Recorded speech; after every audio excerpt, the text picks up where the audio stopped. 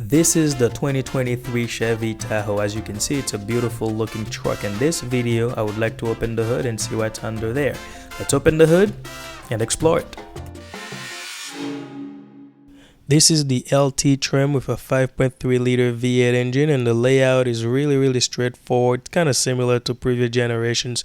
If you open the hood as the end user, you're not going to feel lost because everything is kind of well defined and really well placed, except for a few things that we're going to point out later in this video.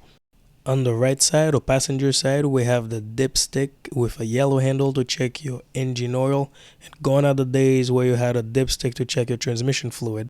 The drain plug and oil filter are conveniently placed. You don't have to jack up this vehicle to change your oil. And right next to it, you can take a look at, while we're under there, we're taking a look at the transmission. This is the transmission fluid pan. This is a really large pan, and if you want to service the fluid, you're gonna need to remove this, and there's no drain plug for it, remember that. Over here on the left side, we got the oil filler cap, and as you can see, this engine takes 0W20 oil. The battery is on the passenger side, and next to it is the fuse box. To remove the fuse box lid, you need to squeeze in the locking tabs. It's got one on each side, and just pull it out. And the fuse box lid is labeled if you're looking for a fuse for a component that's not working. So the labels will help you out just to tell you which fuse or which relay is for the particular component. The alternator is located on the upper left side of the engine. It's not too far from the fuse box, and the main serpentine belt is what drives the alternator.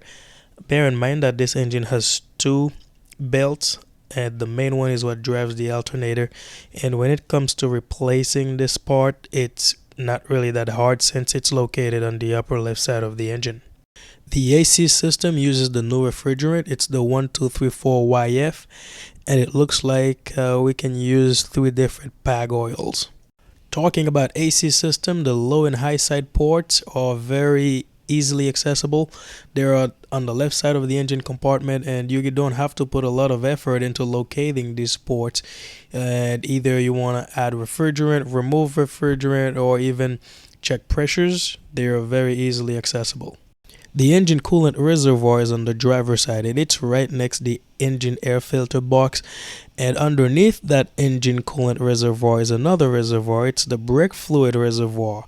And you know, this whole unit, brake fluid reservoir, is attached to this integral ABS unit. So it's a whole unit, no need for a booster anymore. Yes, you heard it right. It's got an integral ABS unit, which means that your base brake system and your ABS system are in one unit. And this unit comprises of the hydraulic modulator, the master cylinder, the electric pump for the ABS system, or used to be for the ABS system, in one thing. And it is all controlled by the ABS control module.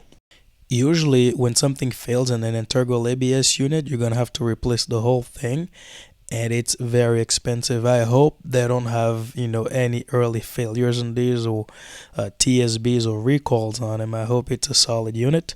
What I don't like is that you got this engine coolant reservoir, and then underneath it you got this ABS control module, I believe it is, and also you got this brake fluid reservoir and this whole unit. It just these things. So what if you have a leak in that engine coolant reservoir? That's going to leak on top of that module and also on top of that brake fluid reservoir, and it could be a whole mess.